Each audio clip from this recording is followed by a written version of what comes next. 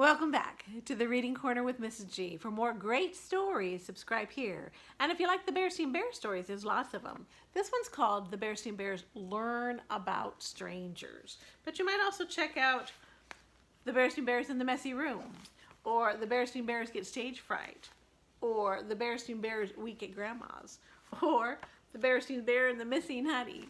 But this one is Berenstain Bears Learn About Strangers, all written by husband and wife team Stan Jan Berenstain, and this one says, caution, bear country is safe when every small cub there learns some special lessons from Ma and Papa Bear. Brother and Sister Bear, who lived with their mama and papa in the big tree house down a sunny dirt road deep in bear country, looked quite a lot alike, except for the fact that brother was a boy cub and sister was a girl cub. They were alike in many ways. And even though they each had hobbies, brother loved to build and fly model airplanes. Sister had all sorts of special interests. They enjoyed many of the same things: bike riding, baseball, soccer, frisbee, and just getting out and enjoying nature. Yes, brother and sister were alike in many ways, but in some important ways, they were different. Brother Bear was cautious and careful and very wary of strangers. Sister, on the other hand, wasn't the least bit wary. She was friendly to a fault. Just about everybody that came her way got a big hello. Hello, butterfly. Hello, frog.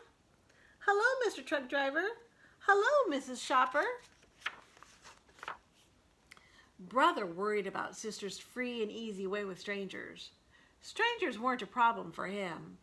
Not talking to strangers suited cautious and careful brother just fine. But friendly to a fault sister was different. She talked to everybody. Hello, hi, hello. Sister, said brother, you're going to have to stop that. Stop what? She asked. Talking to strangers. It's just not a good idea. Why? She wanted to know. Why should I talk to strangers? What harm is there in it? Is there something wrong with strangers? Said brother, thinking about it for a moment. Those aren't questions for a brother. Those are for Mama and Papa. Sister Bear, I'm glad you asked those questions, said Papa Bear in his deepest and most serious voice.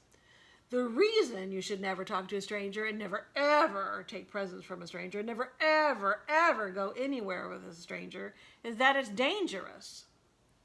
What's dangerous about it? Asked Wide-Eyed. She asked.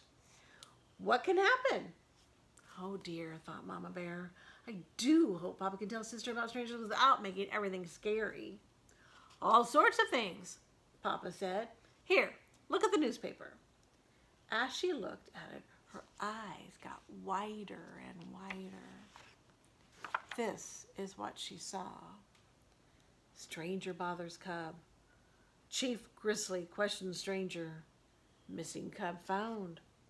Cub safety meeting. I hope you're paying attention to this, called Papa to Brother Bear. Yes, Papa, said Brother, looking up from his airplanes. When Sister asked for a bedtime story that evening, Papa said, of course, I have just the one. It was an old book that Papa had kept since he was a cub. The story was called Silly Goose and Wily Fox.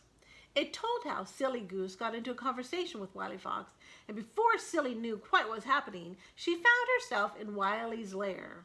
This is how the story ended. Then there was a snip and a snap, and all that was left of Silly Goose was a few floating feathers and a smile on the face of Wily Fox. Sister had a hard time falling asleep that night. Her mind was filled with those headlines. There were even ones that said, Silly Goose missing, Wily Fox question. So you've got strangers bother cubs, missing cub found, Chief Grizzly question stranger, Silly Goose missing, Wily Fox question. The sound of Brother Bear's peaceful breathing finally lulled her to sleep. The next day dawned bright and friendly to everybody but Sister. She had spent a restless night, and when she looked out the window, everything seemed a little strange. The trees seemed to reach for her. An owl stared at her, and the crows glared. "Let's go out and ride our bikes on the village green," said Brother after breakfast. But Sister didn't want to. Brother was puzzled. The green was a bright, busy, friendly place where she loved to play. Well, how about some soccer? But she didn't want to do that either. It wasn't until he suggested Frisbee, her favorite game, that she agreed to go along. Before they left, they told Mama where they'd be.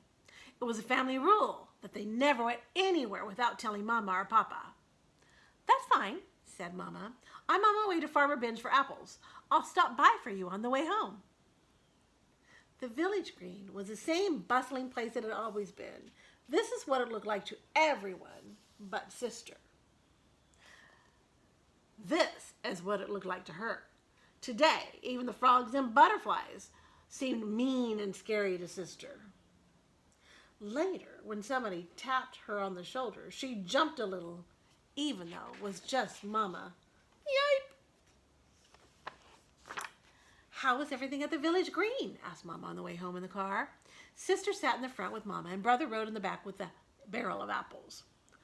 "All right, I guess," said Sister. "But there were so many strangers." Later, at home, when Mama and Sister were getting ready to make applesauce, Mama said, "You know what Papa told you was quite right. It's not a good idea to talk to strangers or accept presents or rides from them. But," she continued, "that doesn't mean that all strangers are bad. Why, chances are there wasn't a single person on that green that would hurt a fly, much less a fine little cub like you. The trouble is, well, it's like this barrel of apples. There's an old saying that goes, there'll always be a couple of bad apples in every barrel. That's the way it is with strangers. Cubs have to be careful because of the few bad apples." "Look," said Sister, "I found one. It's all bumpy and has a funny shape." "Well, it certainly is strange looking," said Mama, "but that doesn't necessarily mean it's bad. You can't always tell from the outside which are bad apples." She cut it in half. "See," she said, "it's fine inside. Now, here's one that looks fine on the outside, but inside it's all wormy." "Yuck," said Sister. "What's up?" asked Brother. "A bad apple," said Sister. "Double yuck," said Brother. "Hey, I'm going to the meadow to fly my new pusher plane. Want to come?" "Sure," Sister said. "I could pick some wildflowers." She felt much better now, more like her old friendly self. Good lesson about the apples and people, huh? Can't always tell from the outside what's on the inside. The pusher plane was a great success, and the cubs were about to head home when someone drove onto the meadow with a big, beautiful orange and green model airplane. "Wait," said Brother. "I want to watch. It's a radio-controlled job." Sister went back to picking wildflowers, but before she knew it, Brother was talking to the stranger. For that's what he was, a stranger, no matter how big and how beautiful his radio-controlled job was. She dropped her wildflowers and ran over to them. "I'm going to send it up and follow in the car," the stranger was saying. "Want to come along?" "Wow," said Brother, and he would have if Sister hadn't grabbed his arm and said, "Don't you dare." The stranger drove off following his airplane, and Sister ran home shouting, "Brother talked to a stranger! Brother talked to a stranger!" "But it was a big orange and green radio control job," said Brother. "That doesn't matter," said Papa. "We have a rule about strangers, and they're important." "We have rules about tattletales too," said Brother, glaring at Sister. Sister wasn't tattling. Tattling is telling just to be mean, explained Mama. And Sister was telling because she loves you and was worried. "Do you think that fellow was a bad apple?" asked Brother. Probably not, said Mama. That's right, said Sister. Most folks are friendly and nice and wouldn't hurt a fly. But you have to be careful just in case. Speaking of apples, said Mama, how about some of this applesauce I just made? As they sat having a dish of Mama's delicious applesauce, brother and sister thought about what they had learned that day. There was quite a lot to think about.